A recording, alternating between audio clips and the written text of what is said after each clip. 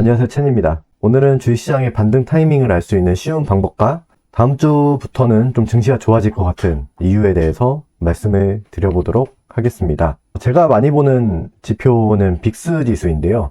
특히 요즘같이 미국하고 유럽이나 우리나라 증시 모두 다 안 좋을 때 빅스 지수를 많이 봅니다. 이런 시기에 항상 보면은 항상 빅스 지수가 많이 올라가 있는 것을 확인할 수 있어요.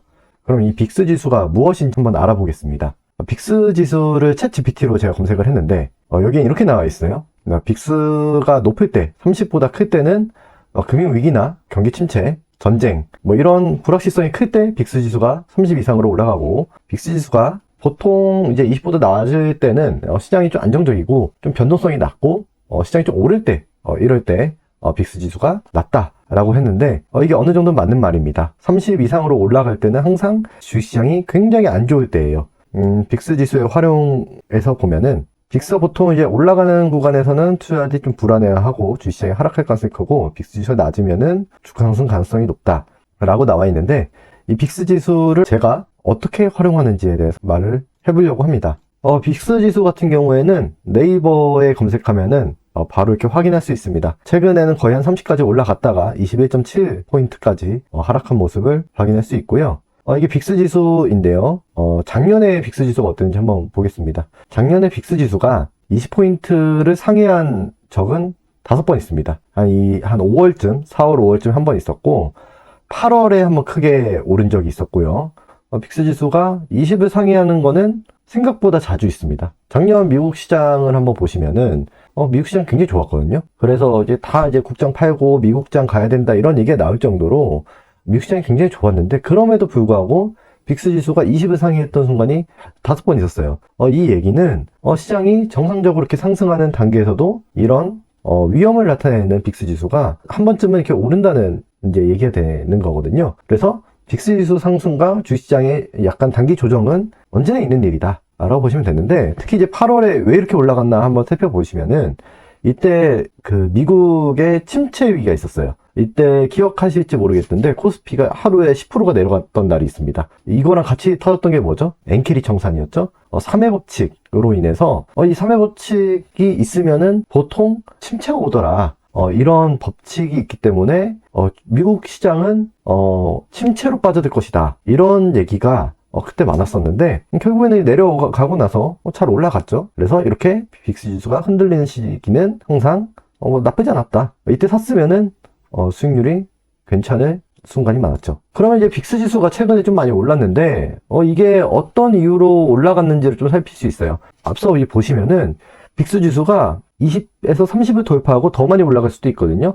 최근에 빅스 지수가 한 며칠 정도 빠졌지만 다시 올라갈 수도 있는 건데, 그러면 이제 30을 초과해서 올라갈 수 있는지 없는지를 살펴볼 필요가 있습니다. 그래서 미국 시장은 왜 하락을 했는지에 대해서 한번 좀 알아보면요. 모두 다 아시는 거예요. 미국 시장이 하락한 이유는 트럼프가 관세의 불확실성을 높였기 때문이죠.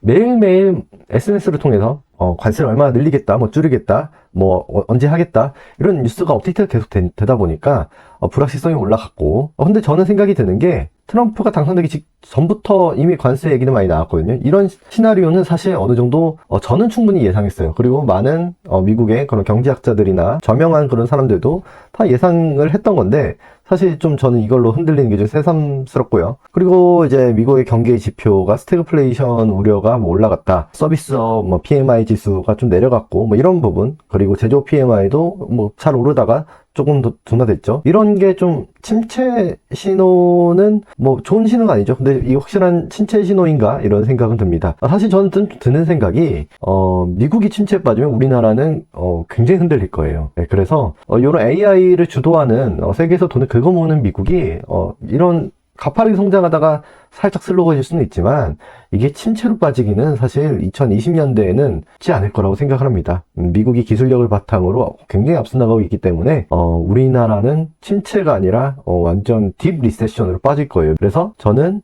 최근이든 앞으로 몇 년이든 미국이 침체로 빠질 가능성은 상당히 좀 적다, 이렇게 생각이 되고요. 미국이 만약 침체에 빠졌으면 지금 물가가 이렇게 오르면 안 돼요. 물가가 바닥으로 기어야 됩니다. 침체 가능성은 저는 당분간 계속 없을 거라고 생각을 하고, 빅스 지수가 오를 때는 항상 기회라고 생각을 하는데요.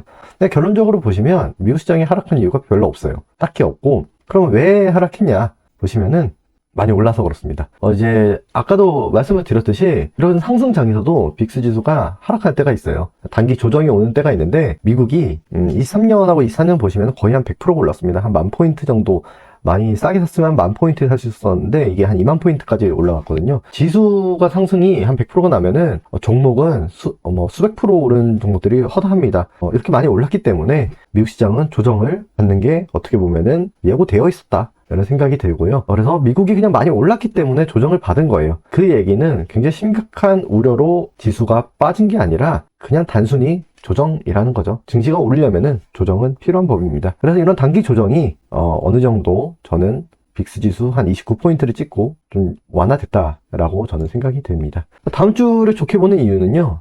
다음 주에 좀 불확실성을 해소할 만한 이벤트가 있어요. 우리나라 시간으로 목요일 새벽 3시에는 미국 FOMC 금리 발표가 있습니다. 금리는 아마 동결이 되겠지만 연준위원회 코멘트가 중요하겠죠. 그런 부분, 불확실한 부분이 있기 때문에 시장이 최근에 좀 빠졌던 부분도 있었을 것 같고요. 금요일에는 미국의 선물 옵션 만기일이 있습니다. 숏포지션을 갖고 있는 그런 투자자들이 좀 청산 관련해서 이슈가 있을 수 있고요. 다음 주는 좀 불확실성을 해소할 수 있는 그런 이벤트가 있다라고 저는 생각을 합니다.